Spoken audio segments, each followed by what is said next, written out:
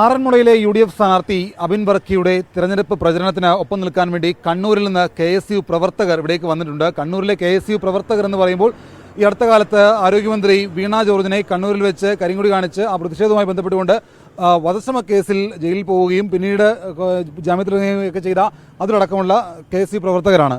അപ്പോൾ എന്തുകൊണ്ടാണ് കണ്ണൂരിൽ നിന്ന് ട്രെയിൻ കയറി ആറന്മുളയിലേക്ക് വന്നത്? നമ്മുടെ കേരളത്തിനകത്ത് ഉടനീളം വലിയൊരു ഭരണവിരുദ്ധ തരംഗമാണ് ആഞ്ഞടിച്ചുകൊണ്ടിരിക്കുന്നത്. നമ്മളിപ്പോൾ ഈ ആറന്മുളയിലേക്ക് കടന്നു വന്ന് കുറച്ച് വീടുകളും കടകളിലൊക്കെ തന്നെ കയറി നമുക്ക് കൃത്യമായി വളരെ പ്രകടമായി മനസ്സിലാകുന്നതെന്ന് പറയുന്നത് ഈ ഭരണം മാറാൻ വേണ്ടി ജനങ്ങൾ ആഗ്രഹിക്കുന്നു എന്നുള്ളതാണ്.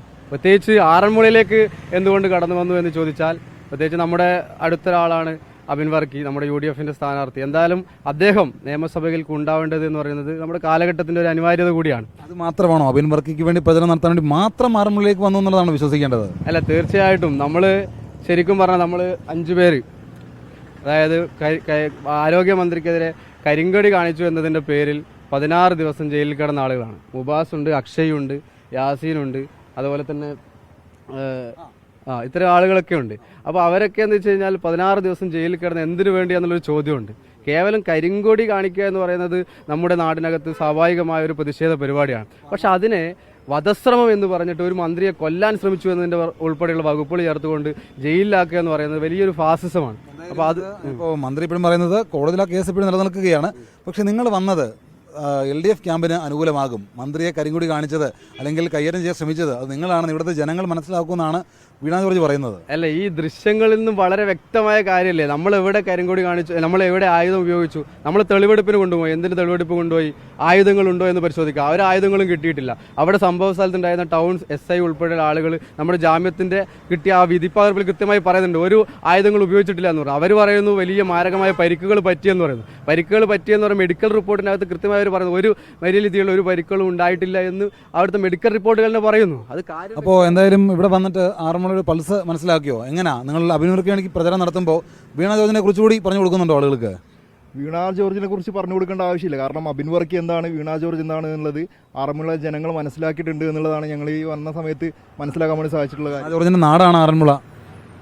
എനിക്ക് തോന്നുന്നില്ല. കാരണം ഇവിടെയുള്ള ജനങ്ങളുടെ പ്രതികരണം കേട്ടപ്പോൾ അബിൻ വർക്കിക്ക് അനുകൂലമായിട്ടുള്ള ഒരു പ്രതികരണമാണ് ഞങ്ങൾക്ക് കേൾക്കാൻ വേണ്ടി സാധിച്ചിട്ടുള്ളത്. അബിൻ വർക്കി വൻ ഭൂരിപക്ഷത്തോട് കൂടിയിട്ട് നിയോജകമണ്ഡലത്തിന്റെ MLA വിജയിച്ച് കയറുമെന്ന കാര്യത്തിൽ യാതൊരു സംശയവുമില്ല. അങ്ങനെയുണ്ട് കടയിലും വീട്ടിലൊക്കെ കയറിയിട്ട് കടയിലും വീട്ടിലും ഞങ്ങൾ രാവിലെ മുതൽ കയറുന്ന സമയത്ത് പറയുകയാണെങ്കിൽ ഞങ്ങൾ ആ ഒരു കേസിൽപ്പെട്ടവരാണെന്ന് പറയുന്ന സമയത്ത് വീണ ജോർജ് നേരത്തെ പറഞ്ഞ മാതിരി ജനങ്ങൾ ആട്ടി ഓടിക്കുകയല്ല, സ്നേഹത്തോടെ വന്ന് കൈതരിയും കെട്ടിപ്പിടിക്കുകയും. ആ പെട്രോൾ പമ്പിൽ കയറിയ സമയത്ത് അവിടെയുള്ള ഒരു ചേച്ചി കരണ്ടുകൊണ്ടാണ് പറഞ്ഞത്, എൻ്റെ മക്കളെ പോലെയാണ് നിങ്ങൾ കടന്നത് 16 ദിവസം. കാരണം ഞങ്ങൾ കടന്നത് നോമ്പിൻ്റെ സമയത്തായിരുന്നു. അതായത് ഞങ്ങൾ മുസ്ലിം സമുദായത്തിൻ്റെ ഏറ്റവും പ്രധാനപ്പെട്ട ദിവസങ്ങളിൽ 16 ദിവസങ്ങളാണ് ഞാൻ യാസി അടക്കം നോമ്പ് ദിനത്തിനാണ് ജയിലിൽ കിടന്നത്. ജയിലിലായിരുന്നു ഞങ്ങളുടെ നോമ്പ് കാലം. അപ്പോൾ അതിൻ്റെതെല്ലാം പ്രതിഷേധങ്ങളും അതുപോലെ തന്നെ അബിൻ ചേട്ടനെ വൻ ഭൂരിപക്ഷത്തിൽ വിജയിപ്പിക്കുക എന്നുള്ളത് ഒരു UDF പ്രവർത്തന എന്ന നിലയിൽ ഞങ്ങളെല്ലാവരും ബാധ്യതയാണ്. അതിൻ്റെ ഭാഗമായി ഞങ്ങൾ വന്നത്. അപ്പോൾ ജോണ എങ്ങനെയാണ് ഇവരുടെ വരവ് അബിന് ഗുണം ചെയ്യുമോ?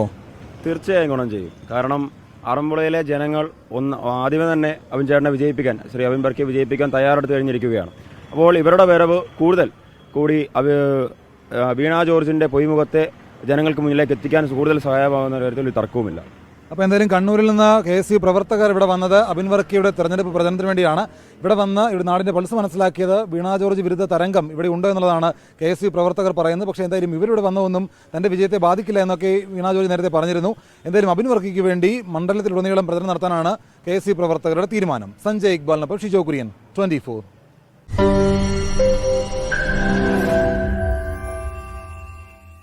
ലോകത്തെവിടെയായാലും ഏത് സമയത്തും 24 വാർത്തകളും ഓഗ്മെന്റഡ് റിയാലിറ്റി പാക്കേജുകളും എക്സ്പ്ലെയിനറുകളും വിശദമായി കാണാൻ ഞങ്ങളുടെ YouTube ചാനൽ നിങ്ങൾക്ക് സബ്സ്ക്രൈബ് ചെയ്യാം.